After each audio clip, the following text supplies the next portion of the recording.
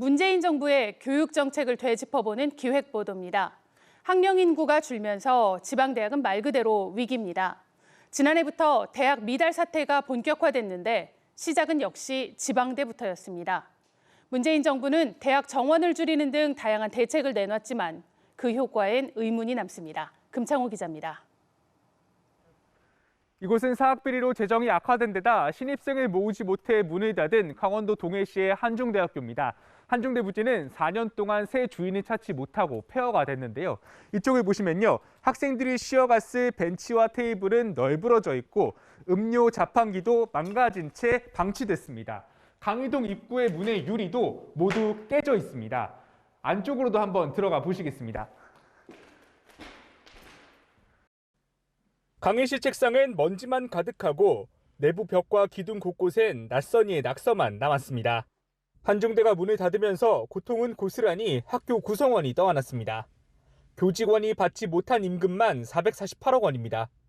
학교 주변 주민들의 삶도 황폐화됐습니다. 학생들이 없으니까 단골들은 있지만은 아닌 것 같더라고요. 세금도 나가야 되고 그래서 제가 접었어요. 저 집은 다 비어 있어요. 없어요. 다 가정집이에요. 그리고 팔고 나가시고. 2000년 이후 한중대처럼 문을 닫은 대학은 모두 19곳.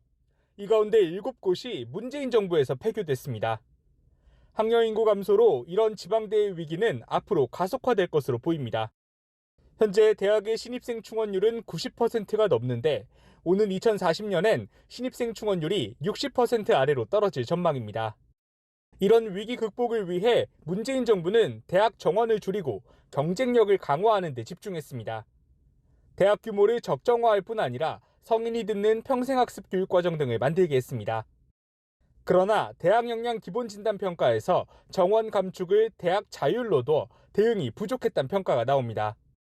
지난해 신입생 미충원 인원이 4만여 명인데 반해 지난 2018학년도 이후 지금까지 줄어든 대학 정원은 17,000여 명에 그친 겁니다. 교육부는 지난해 말이 돼서야 정원 감축을 하지 않는 대학엔 재정 지원을 하지 않겠다는 정책을 뒤늦게 내놨습니다. 문재인 정부는 또 민간기업, 지방자치단체와 손잡고 지역대학 경쟁력 강화에도 박차에 가했습니다. 지역혁신 플랫폼 사업으로 지자체가 선정한 핵심 사업을 중심으로 대학은 인재 육성을 하고 기업은 일자리를 제공하는 방식입니다. 강원과 대구, 경북 등 모두 6개 지역에서 사업이 진행되고 있습니다. 하지만 지역 산업 상황과 인재 유출로 실효성엔 의문이 제기됩니다. 지역 산업체가 굉장히 많이 지방을 떠난 상태인 거고 수도권에 있는 인재를 갖다 쓰는 상황이기 때문에 과연 지금 지방대학이 지역 산업체와 연계해서 취업이라든가 혹은 연구에 강화라고 하는 가시적 성과를 내올 수 있는 상황인가? 전문가들은 지난 5년 동안 지방대 위기 극복을 위한 적극적인 재정 투자가 이뤄지지 않은 점도 아쉽다고 지적합니다. 대학 공교육비 가운데 정부 재원 비율은 지난해 40%였는데 이는 OECD 평균보다 30%포인트 가까이 적은 규모입니다. EBS 뉴스 금창호입니다.